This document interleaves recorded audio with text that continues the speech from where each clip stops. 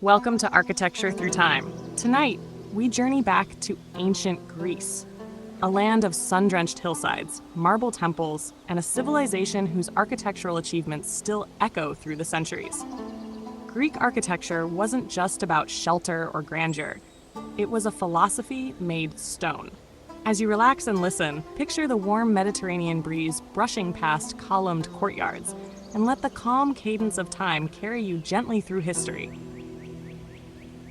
Segment 1. The Origins of Greek Architecture. Greek architecture began as early as the 8th century BCE. Influenced by the monumental forms of ancient Egypt and Mesopotamia, early Greek builders adopted some techniques, but transformed them into something uniquely their own.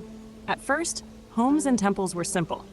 Modest wooden structures, thatched roofs, and mud brick walls dotted the landscape. But as Greek city-states grew wealthier and more complex, so too did their buildings. Wood gave way to stone, and symmetry began to shape the skyline. By the time of the Archaic period, around 600 BCE, temples began to rise. Not only in size, but in symbolism. Each stone carefully chosen, each detail refined. Greek architecture evolved into a visual language, expressing values like order, clarity, and beauty. In Greek society, architecture reflected their growing emphasis on community and the divine. The act of building became sacred, each structure a dialogue between humans and gods, between the earthly and the eternal. Segment 2. The Three Orders of Greek Architecture. Perhaps no other legacy of Greek architecture is as iconic as the three classical orders. The Doric order, bold and grounded, was the earliest.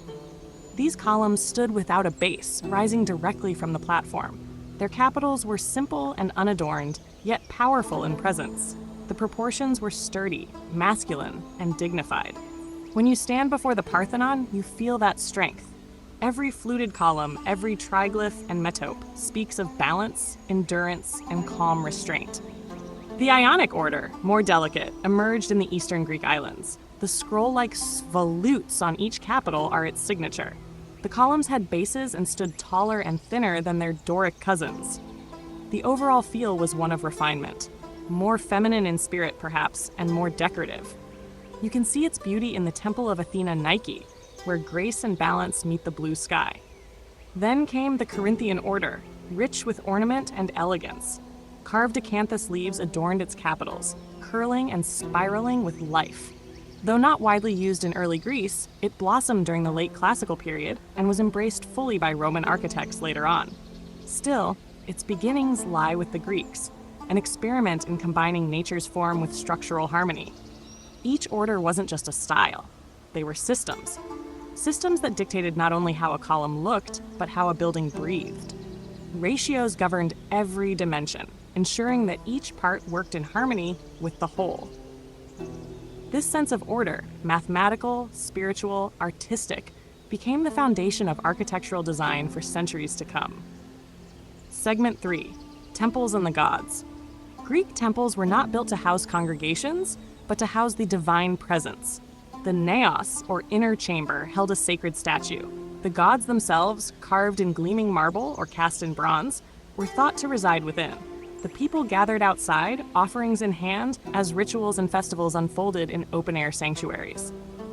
The Parthenon, dedicated to Athena Parthenos, stood at the very heart of Athens' spiritual and civic identity.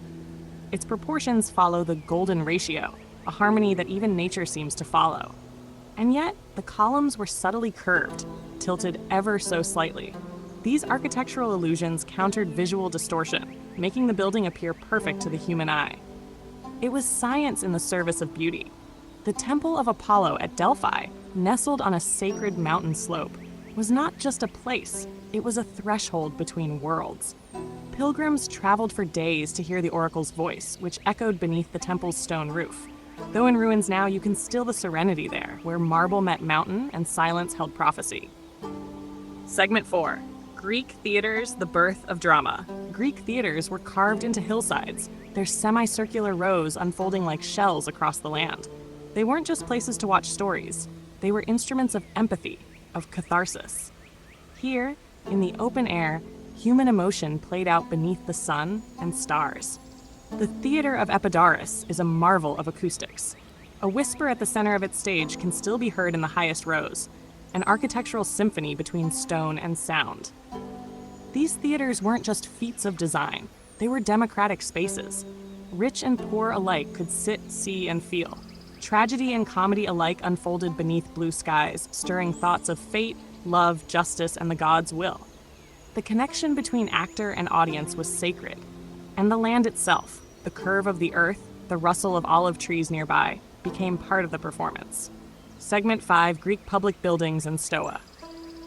Beyond temples and theaters, the Greeks created structures for daily life, spaces that nurtured community, debate, and commerce. The Stoa, a covered walkway supported by rows of columns, was a staple of Greek cities. People gathered beneath its shade to talk, shop, or simply observe. The Stoa of Attalos in Athens, rebuilt in modern times, gives us a glimpse into this social heartbeat.